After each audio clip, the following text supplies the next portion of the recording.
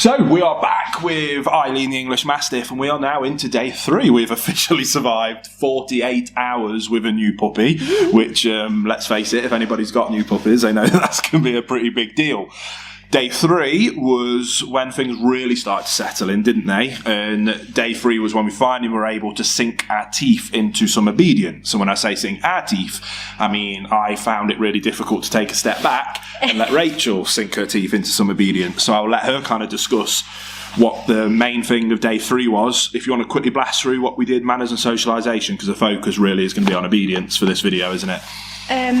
So manners are just the same as always, so we don't let them up on the sofa without asking, but obviously because she doesn't know any commands, we put her in a sit. Yeah. To ask to come on the sofa.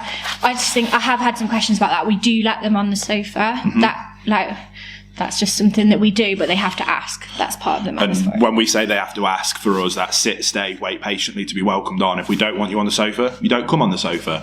If you sit, wait patiently, and we decide you can come up on the sofa, then we'll welcome you up. And we have an up command for welcoming dogs onto the sofas for cuddles. Yeah, although you have to lift Eileen at the minute. She can't get on by herself. But so you'll put her in, you'll kind of free shape a sit, make her wait patiently for a few seconds at the minute, that's all it is, isn't it? And then you'll lift her up, but with the up command to lift her up, and it's just starting to build up that association. And also, manners-wise, we do that same similar thing with feeding time.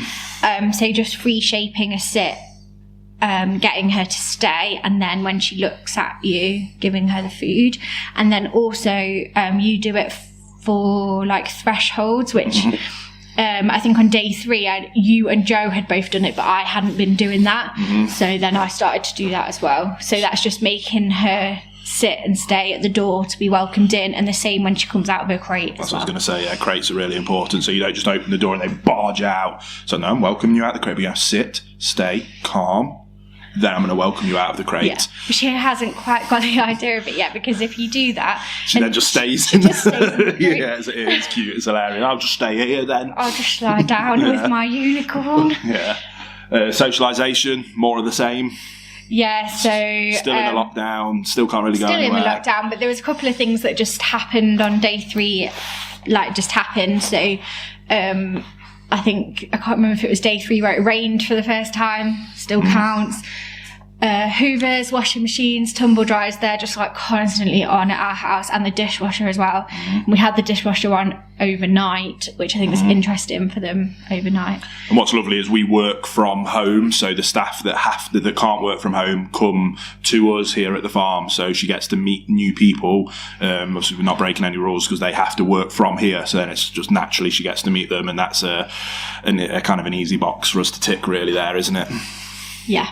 And then that takes you on to obedience, which is where, like I say, I'm very proud of you, but I won't steal your thunder. I'll let you explain. Oh, actually, day 3 as well was her first photo shoot. Yeah? Oh, yeah. She did a photo shoot. She was very well behaved. So actually, that meant that she came out onto the field for the first time. Yeah, in the big paddock, yeah. Yeah, in the big paddock rather than just in the garden. I mean, it's not particularly any different, but the snow was quite... Loads of pheasants and rabbits in there, so even just from a scent perspective. I suppose, I didn't think of it like that. And also the snow was much deeper there, I thought, than on the garden. So we didn't stay out too long because it was cold and So if you've seen any of those photos hanging about anywhere, then that's when that was.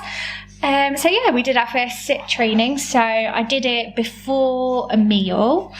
So she was hungry, because actually that was probably the first time we'd given her any treats as well, because we don't tend to use them day to day.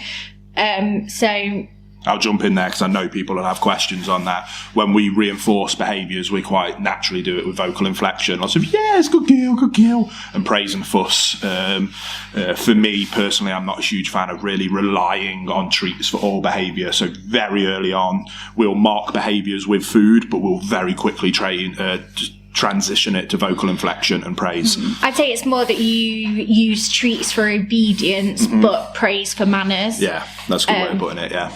Yeah,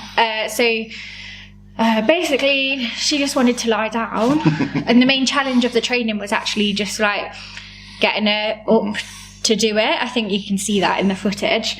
But we managed it a few times, so obviously she's never heard the word sit before, so I was like helping. You call it freeshaping. Yeah, so you can like lure or free shape behaviour when you. So I think I was doing a little bit of both. You were, yeah. So trying to lure by like doing the treat over the head like that. Until they sit down, but she just kept like trying to spin around to get the treat. So yeah, a bit of free shaping to help with that. And I just did it like maybe 4 times before it was taking longer then in between each one to get her to stand back up, and I was like, oh, she's just ready to have her dinner and to chill. So that's what we did. I don't want to push it too far, and I'm going to be working on that same obedience for like probably a good couple of weeks, so there was just no need to rush it on day 1. That's just the thing, and I think it's one of those. This is where it'll be fascinating. I need to stop doing it because I always do it. But I can envision like a year down the line when people are like amazed about the obedience and the behaviour that Eileen will have. But it'll be fascinating to be like, well, no, it wasn't a Labrador, it wasn't a Malinois, it wasn't a Shepherd, it wasn't a Corso. You can still achieve it, but go back and watch. It's just patience and consistency, and all dogs learn at different rates. And obviously, I'm stepping back, but from a professional standpoint, there's no magic wand. We're doing the same thing that you guys following the puppy course are doing. We're just aware that it's interesting. Like with Joe's Labrador Riley, to compare the two is fascinating. How from 8 weeks old, you could have her 10 minutes. Easy, raring to go. You'd have to cut sessions short. With Eileen, getting her going for 15 seconds is a win. So we can still do the same amount of training. It's just going to take a lot longer for Eileen because she's going to be doing it in 15 and 30 second bursts, maybe building up to a couple of minutes. Whereas a Labrador or puppy that we're fostering, based on we can't talk about the breed situation there, but they come out ready to be doing 10 minutes, 15 minutes, and it's just the same process, just more patience, more consistency, and you can still get there. There's no excuses. Breed is never excuse for not doing it. It just takes longer. Yeah. Okay, so I think as well on day 3 we can also touch on that night, which was probably the worst night that we've had, or actually the only bad night that we've had. Basically, Eileen's been sleeping in her crate inside a playpen, and then Puppy's bed has been in the playpen. So they've been like right next to each other, but Puppy's not in a crate, she's just in the playpen. And on that night, she figured out how to get out by basically hopping the playpen, because it really wasn't that tall. Always read the listings on Amazon, guys. So she worked out how to get out, and every time Eileen woke up and realised that Puppy wasn't there, she cried, basically. So there are different approaches with that.